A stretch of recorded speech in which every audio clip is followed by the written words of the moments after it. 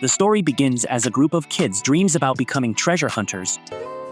そして目指すはただ一つ、世界最強の英雄だ。 With the goal of obtaining riches and glory. Everyone is in total agreement, including the kid that's just like a cardboard box, and they vowed to become the best heroes in the world. Treasure hunters travel the world to explore ruins called treasure vaults, so they can collect the relics hidden inside. They risk their lives fighting monsters called phantoms, but in return they can obtain vast riches and glory. A very highly regarded clan is holding interviews for potential new members, and our protagonist named Kruai waits in line. There is a limit to how far a solo hunter can go, so it's vital to join a party if they have their sights on a high goal. Some girl named Ruta introduces herself to Kruai because he's the only one around that doesn't look like a creep, but Kruai awkwardly doesn't shake her hand. よろしく。僕はKurai Andolihy. Ruta wants to join a party because she has been having a hard time with a certain treasure vault, but some guy mocks her for trying to do so while only being level 3. Ruta is insulted when he calls her an amateur, but the guy points out that she's too low of a level to join the renowned First Steps clan. He recommends that she just run to her mommy, so Ruta challenges him to a fight. The argument is broken up, and Kruai is glad that the commotion is over. Inside, Ruta is overwhelmed by all the hunters that are trying to join the First Steps clan, and she is shocked to hear that this is Kruai's 5th time being at one of these interviews. Skill is everything for hunters. Those with talent can instantly make a name for themselves and climb the ranks. Those without talent, however, can only cling to the few chances that they get.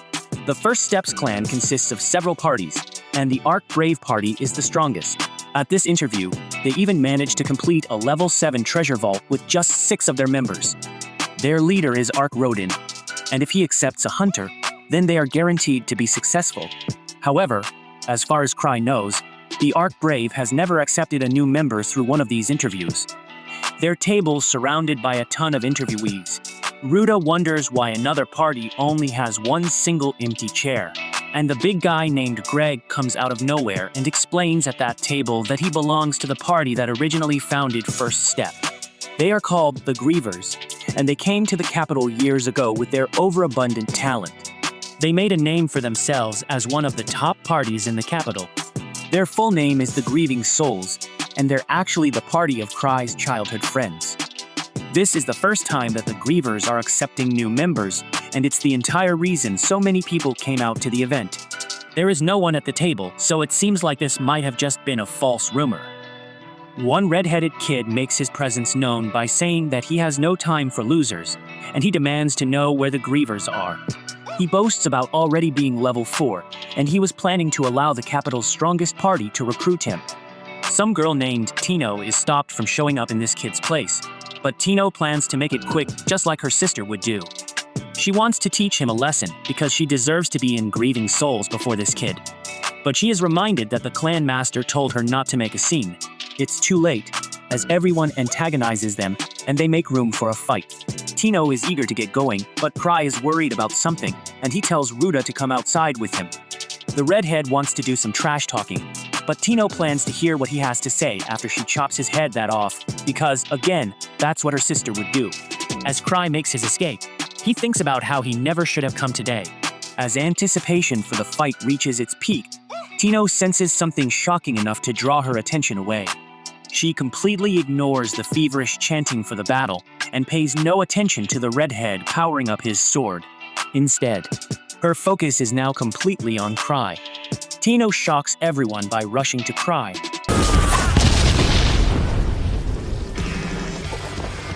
But what's even more strange is that she calls him Master. It turns out the Kruai is actually the first step of Clan Master and leader of Grieving Souls. The clan was waiting for him to get started, and everyone is shocked to realize who he is. In this golden age of treasure hunters, one man stood amongst all of them, and his name is Kruai. Several years before all this, Kruai and his friends arrived at the capital. They were new, but they were finishing treasure vaults suited for beginners and record speeds. One time, Kruai was saved by his friend, but his friend just assumed that he was just acting as bait. Kruai and his friends all shared the same dream of becoming great hunters, but the amount of talent they had was not equal. His 5 friends possessed monstrous potential, so Kruai considered himself to be exceedingly ordinary compared to them. That was when Kruai decided that he would only get in their way if he stayed with them. They were all really close friends, so they never said anything. So Kruai knew that he would have to make the decision to leave himself. Kruai told them all goodbye one day, but they shockingly decided to make him their leader instead. They were all in total agreement, so Kai wondered if they even listened to what he just said. The decision was already made for him. So Kai has spent the last 4 years as the leader of a party of his gifted childhood friends, the entire time wishing that he could just retire from being a hunter altogether. Back to the present, Ruda can't believe that she was talking to the clan master of First Steps. Kai was super late to the interview because he overslept, but Mark thinks that it was just a joke.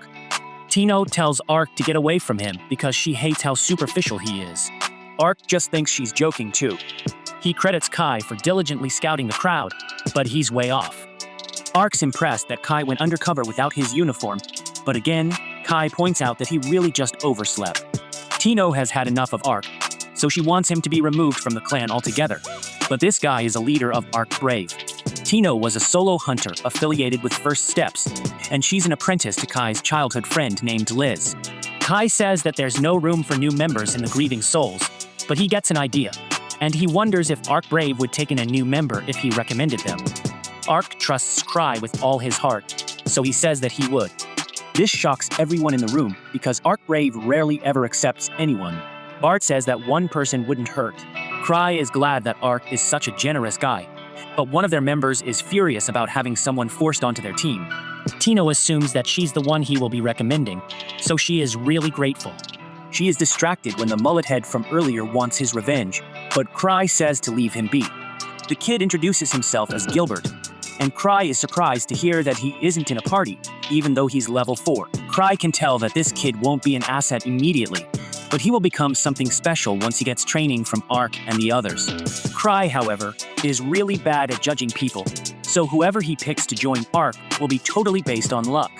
Kruai then shocks everyone when he chooses to recommend Gilbert, but only on one condition. He explains that the most important thing for a hunter is to not lose, because being weak only puts their party in danger. Because of this, he needs Gilbert to show that he's not going to lose. Kruai gives Gilbert a fair warning though, because he has never lost a single time since becoming a hunter. Everyone is amazed by Kruai's confidence, but Kruai knows that this fact is only true because he has actually never been in a proper fight before. Kruai doesn't plan to fight directly this time either. He makes things way more interesting by telling everyone that whoever ends up with his ring will be the one he recommends to join Ark Brave. Kruai starts off the madness by giving the ring to Gilbert, so Tino instantly kicks the mullet head right in his face.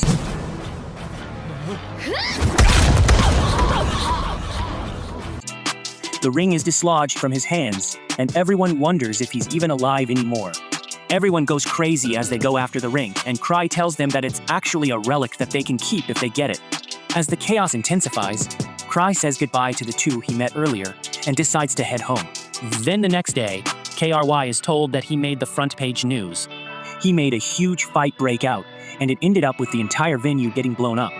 The Vice Clan Master is Ava, and Kruai tells her to use Ark Brave's funds to pay for the repairs. Ava thinks that Kruai depends on Ark way too much, but Kruai doesn't think much of it. Ark is a really laid-back guy, so Kruai wants him to speak with the Angry Explorers Association for him as well. The Explorers Association wants to speak with Kai directly, but Kruai doesn't want to go outside without an escort. To make things worse, his disguised relic was broken as well. His disguised relic is called the Reversible Face, and it allows its user to have any face they want. Eva assures him that no one will attack him during the day, so Kruai decides to just go. At the Explorers Association, Kruai begs for mercy and apologizes for causing so much commotion. The association branch manager is Guard, and he tries to calm Kruai down. Kruai frantically continues to defend himself and points out that no civility would hurt Gark's assistant, which is that Gark wouldn't scold Kruai so hardly, but Gark points out that he hasn't even said anything yet. Gark explains that while no one has formally complained about the incident, clans like First Steps still need to set an example for the other hunters. He can't just let Kruai go unpunished.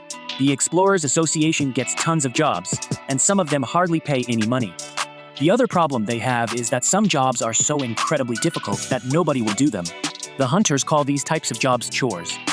Kark plans to punish Kruai with one of these chores, and he gets upset when Kruai seems like he's going to reject it. Kruai clears things up by accepting the punishment, but he points out that what he did this time wasn't actually that bad. Kruai looks through the book of chores, and he plans to pick an easy one that he would just pass on to Ark anyway. Kruai finds the perfect level 3 chore, and he calls it corpse retrieval duty. The girl points out that it's actually a rescue mission, and she wishes that he wouldn't joke about the hunters not surviving. After he leaves, Garka is impressed with Kruai for actually choosing the most dangerous mission.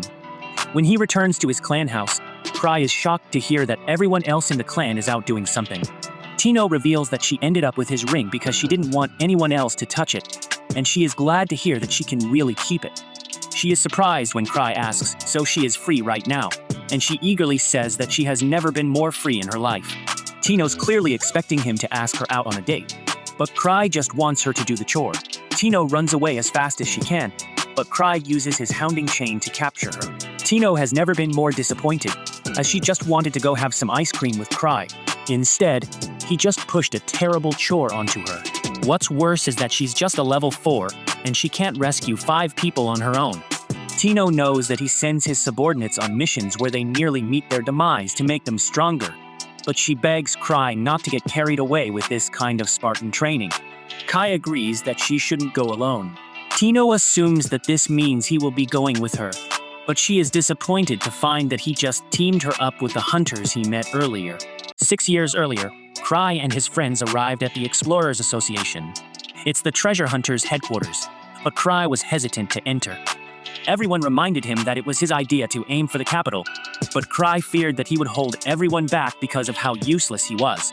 Luke had enough of all this overthinking, and he just barged into the association and declared that he is the greatest swordsman in the world. He demanded to know who was the strongest fighter there, and he challenged them for the title. Pink-haired Liz didn't want him taking all the glory, so she introduced herself as the greatest thief in the world. Kruai just wanted to get the registration over with, but his friends went around making declarations. Luke told someone that the truly strong don't need to rely on a weapon, and he said that these are really the words of Kruai, their team leader. Kruai was told that they would have to register with their party's name and crest, but they never thought about those things. The clerk said that it was really important, so they should take their time deciding, but Kruai had a different idea. Kruai wanted to get revenge for his friends, making him their leader, and he chose a name that he was sure would make everyone think that they were weak. His friends were shocked when he chose to call them the Grieving Souls, and he made their crest of skull. His friends reminded him that there was supposed to be a hero party, but a name like that would make it seem like they're antisocial. Kruai tried to use this opportunity to weasel himself out of being their leader, but his friends ended up liking what he chose. With that, their party was made official, and it was the start of how Kruai became the renowned leader of the strongest clan. Back to the present, the big I still can't believe that Kruai is the clan master of steps. This is because the master has the nickname 1000 Tricks and is also a level 8. Tino demands that the newbie group bow down before Kruai, but he tells the overzealous chick to calm down. Hunters who achieve a certain status are given special names by the association, and they become revered, almost like celebrities. There is no higher praise for a hunter, and 1000 Tricks is the name that was given to Kruai. 1000 Tricks is known as the strongest hunter in the capital, so Gilbert refuses to believe that Kruai is him. Tino tells the kid that he's just wasting his life if he can't even recognize Kruai's power, and she tells Kruai that she can't work with these losers. She hates guys that are all talk, but Kruai thinks that he's also one of those guys. Kruai doesn't consider himself to be the strongest in the capital, and he only became known as that because his friend shattered it to everyone. Gilbert refuses to party at Tino as well, but it's because he doesn't want to listen to a guy that's lying about being level 8. Greg tries to remind him who he's picking a fight with, but Gilbert just can't believe that Kruai is the leader of the strongest party. An argument breaks out between newbies, so Kruai decides to just give up on convincing Gilbert. Greg and Ruda are on board, so Kruai tells Tino to get another guild member to help her if she needs it. Tino cleverly tries to choose Kruai, but he quickly shuts her down. That's all settled, but out of nowhere, Gilbert challenges Kruai.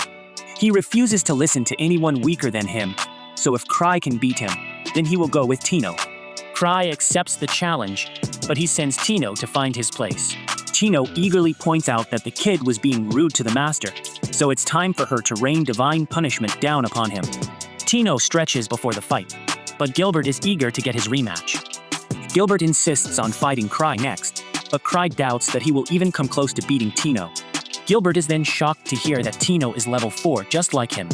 Tino admits to being garbage compared to Kruai, but she is confident that she will win the fight easily. Tino even decides to hold back so she doesn't kill Gilbert by accident. The other rookies are kind of worried about Tino though, because Steve starts so great at head-to-head combat. Kruai, on the other hand, knows better. Tino has plenty of experience fighting humans, and she achieved level 8 solo, so she is likely way better than Gilbert.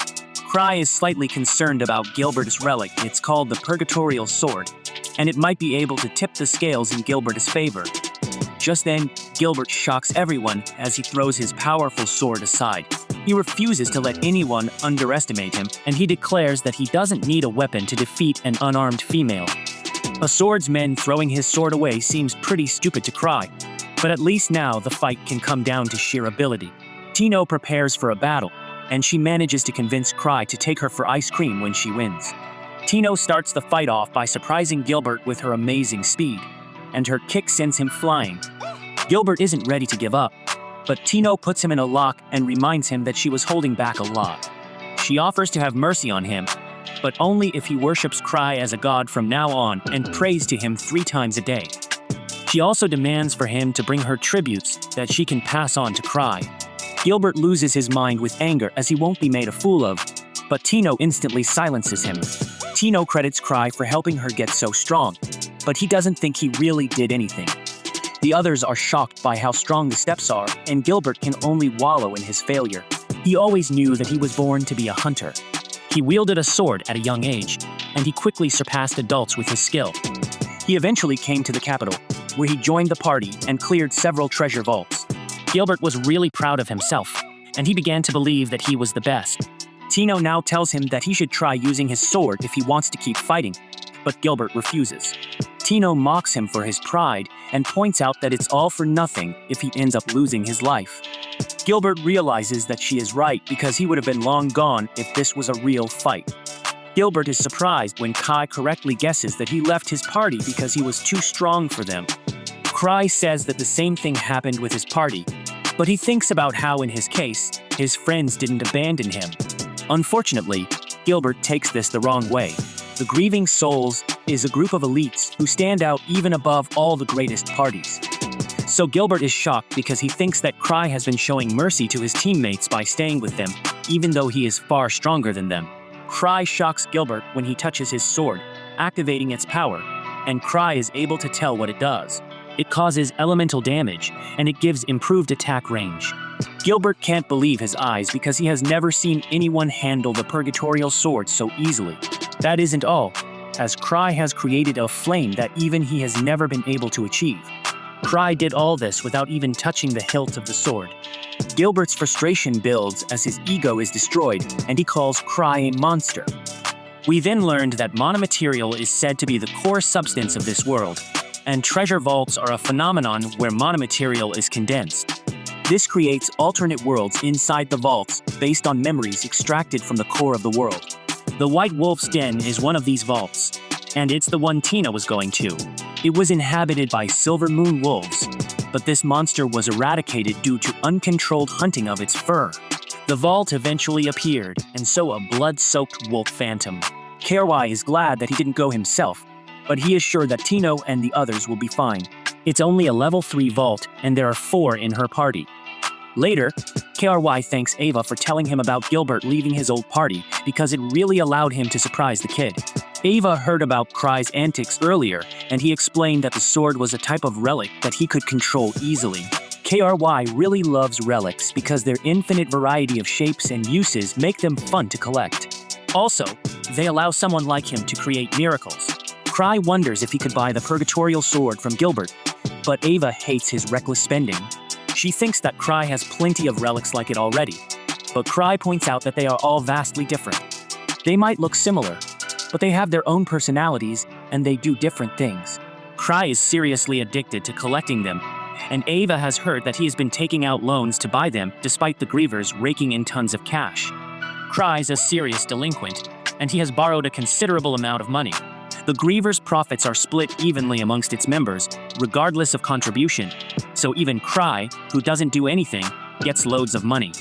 The relic addict goes to get his precious relics charged, and he is told about a rumor saying that a phantom has appeared on a nearby road. It destroyed an entire guarded caravan, along with 3 level 3 guards. This means that it must be pretty strong. So the Knights of the Third Order are recruiting for an extermination party. Kruai is shocked to learn that it happened by the White Wolf's den, and the vault is now crawling with wolves. Kruai convinces himself that it's only a rumor, and even if it isn't, Tino was strong enough to handle anything. Of course, the rumor continues because the monsters inside the wolf's den are apparently getting stronger. The association is even talking about changing its level. Kruai continues to brush it off, but the rumor also says that a level 5 party has gone missing in the area. This shocks Kruai, so he checks the fact sheet for the chore he chose. It does indeed reveal that the party in need of rescue is level 5, and Kruai regrets never actually reading the sheet. The pair he is talking to is shocked to hear that Christ sent to level 4 Tino to a vault where level 5s have gone missing. But Kruai says that it will be good practice for her. Kruai tries to assure them more by saying that he sent 3 adventurers with her, but they are horrified that he sent her with a makeshift group. They always thought that the horrifying rumors about the trials Kruai put his members through were not true, but it's clear now that the tests he does are what make the Grievers the top party. Kruai begins to panic about sending the group to their demise, but he again convinces himself that they will be okay. Gilbert is pretty strong, and he also has a powerful relic. Unfortunately, Kruai remembers that he used up all the sword's power, and he can only wonder if Gilbert charged before leaving. We then watch as the group approaches the White Wolf's den. They begin to sense how dangerous the mission is, and Tino explains that she even wrote her will before leaving. Ruda determines that Kruai knew that there was something going on in the den, which is why he sent them. Tino believes this as well, as she is certain that their party's composition isn't random. She says that Kruai planned every tiny detail, but the guys refuse to believe it because they all just met the day before. Also, Gilbert only came along because he decided to. Just then, Gilbert remembers that Kruai even knew why he left his old party, and he realizes that Kruai was just manipulating the situation from the very beginning. Tino adds to Kruai's legend by explaining that he has vast knowledge of all the adventures in the capital, and it's a child's play for him to read their actions and thoughts. Ruda finds it hard to believe, but Greg points out that Kruai even calculated what would happen at the interview. Every single thing that has happened has been planned. Tino tells them all not to worry though, because no matter what happens, it's all according to Kruai's calculations. She is sure that he would never send them on an impossible mission. Unfortunately for these dummies, they are way off, as Kruai has done exactly that. He hopes that the group will eventually just give up when the mission becomes too hard, but he knows that Tino won't quit easily. No one will respond for backup at this time of day, so Kruai will have to go himself. Back with the group, they are terrified when they encounter a powerful phantom.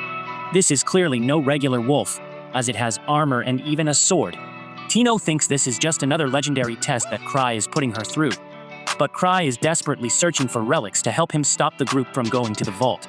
He tries to get as many as he can, but a save captures his attention. Ava wonders what he's doing, so Kruai just tells her that he's just going for a little stroll. Ava can tell that he's worried about the group, but she is shocked to see that he's even taking something called sea tree slime. Kruai denies even having this item because it would violate Imperial law. However, Kruai thinks about how all the relics that he could use for offense are out of mana, so he needs to take it as a last resort. Ava wonders if you should take someone with him, but Kruai's traveling relic only works on one person. Kruai activates the relic and takes off into the sky. This concerns Ava because it's the relic from the horrifying human missile incident.